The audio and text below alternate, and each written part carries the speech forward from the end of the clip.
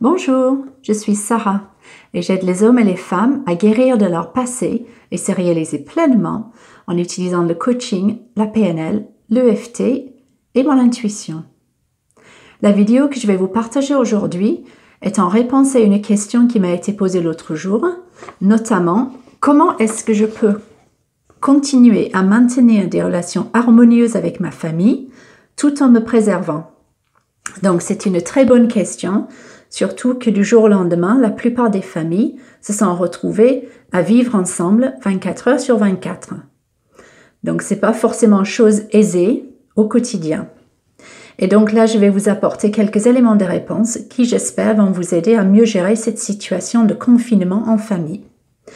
Alors déjà, quand on vit dans un espace confiné, ça peut mener à des angoisses, ou pour nous-mêmes, ou pour les autres membres de la famille. Et on peut même découvrir une autre facette de leur personnalité. Et du coup, ça peut éventuellement nous faire peur aussi. Surtout s'il s'agit de notre conjoint, par exemple, sur lequel on avait peut-être tendance à nous reposer parfois.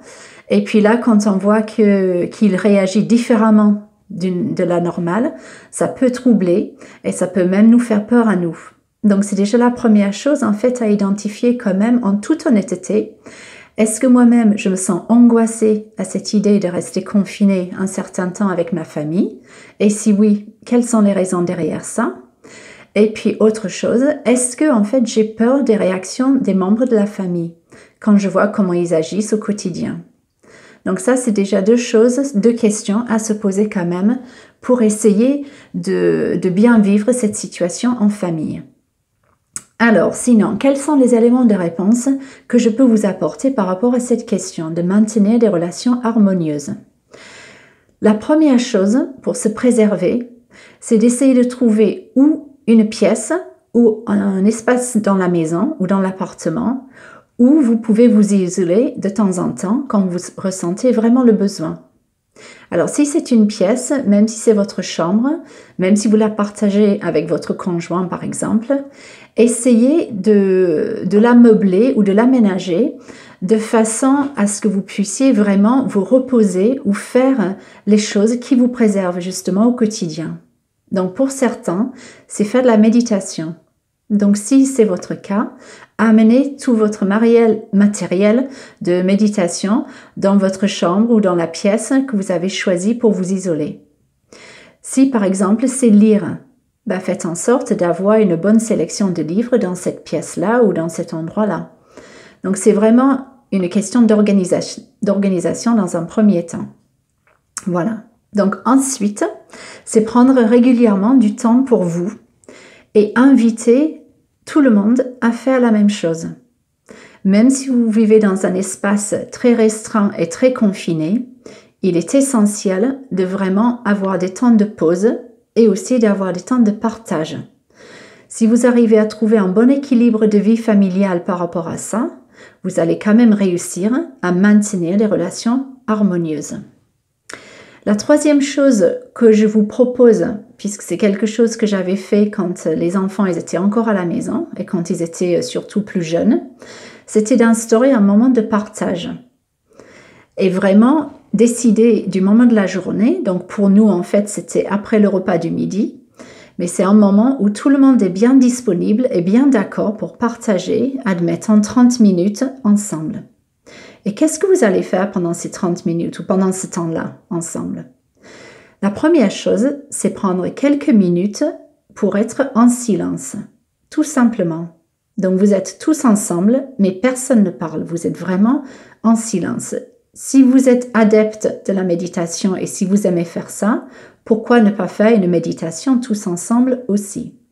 Le but, en fait, c'est de vraiment revenir à soi-même et puis ressentir des choses qui se passent en nous qu'on n'a pas forcément l'habitude de faire. Donc après ces quelques minutes de silence, après c'est inviter tout un chacun à partager ses ressentis. Parce que quand on prend ce temps-là d'aller en silence, c'est aussi bien de fermer les yeux parce que comme ça nous sommes coupés en plus de tout ce qui peut nous entourer. Donc qu'est-ce que j'ai ressenti pendant ces instants de silence? Est-ce que ça m'a fait du bien? Est-ce que ça m'a rempli? Est-ce qu'au contraire, j'ai eu des peurs qui sont remontées? Est-ce qu'il y a des angoisses? Et là, c'est inviter, comme j'ai dit, tout un chacun à s'expliquer parce que ça permet aussi de garder ce lien, voire de découvrir, en fait, les membres de la famille. Je me rappelle quand on le faisait avec les enfants, c'était vraiment super de découvrir, même quand ils étaient petits, les ressentis, ce à quoi ils pensaient, même les envies et les besoins. Et donc, ce moment de partage devient vraiment essentiel à la famille parce qu'on va aller en profondeur et on va s'ouvrir aux autres. Et ce n'est pas forcément quelque chose que nous avons l'habitude de faire non plus. Et ça peut changer même la dynamique familiale en positif. Deux choses aussi que vous pouvez faire pendant ce temps de partage, c'est inviter tout le monde à nommer une chose qu'il ou elle trouve beau ou merveilleux. Alors ça peut être dans la nature, mais ça peut être aussi quelque chose qui l'émeut beaucoup, ou une chose pour laquelle il se passionne, par exemple. Donc c'est vraiment une bonne question, je trouve aussi, pour mieux connaître les membres de sa famille. Et la dernière chose que vous pouvez faire aussi, c'est inviter tout le monde à donner quelque chose à un membre de la famille. Alors, ça peut être simplement du temps. Si vous n'avez pas vraiment l'habitude de passer du temps ensemble, pourquoi ne pas essayer de faire un jeu de société ensemble ou de faire une activité tous ensemble? Sinon, vous pouvez justement prendre une personne simplement de la famille et décider de passer, je ne sais pas, 30 minutes avec cette personne pour faire une activité que tous les deux. Ça renforce également les liens. Sinon, vous pouvez demander un coup de main ou offrir plutôt, parce que là, on est dans le plutôt j'invite à donner quelque chose. Donc, peut-être vous proposer à donner un coup de main pour le ménage, pour le jardinage, si vous avez la chance d'avoir un jardin. Donc, proposer un coup de main, par exemple. Ça peut être aussi, si vous avez des enfants qui sont toujours scolarisés, leur proposer de l'aide aux devoirs. Donc, il y a beaucoup de choses, en fait, que vous pouvez faire, déjà les uns pour les autres, pour renouer ces liens familiaux et les améliorer aussi. La dernière chose que je voudrais vous partager, c'est également à propos de la communication. Parce qu'en ce moment, il peut y avoir des troubles de communication de par ce qui se passe. Et c'est essentiel pour moi de revenir à ce qui s'appelle la communication non violente.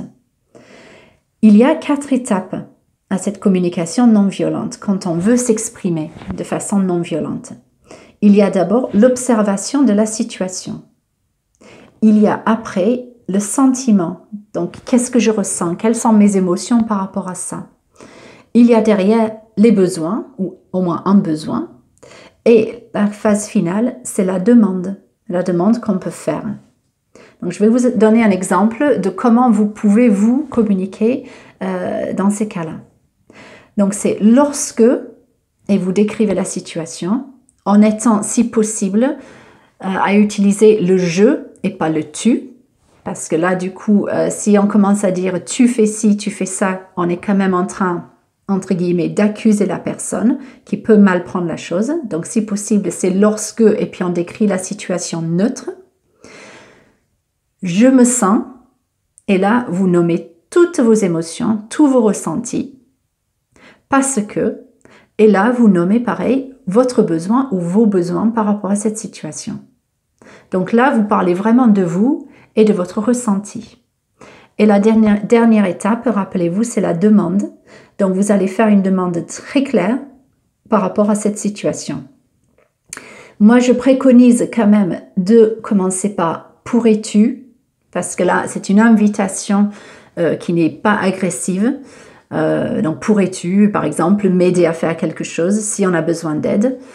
La personne, forcément, est libre derrière de dire oui ou non. Et une partie aussi de la communication non violente, c'est accepter le non.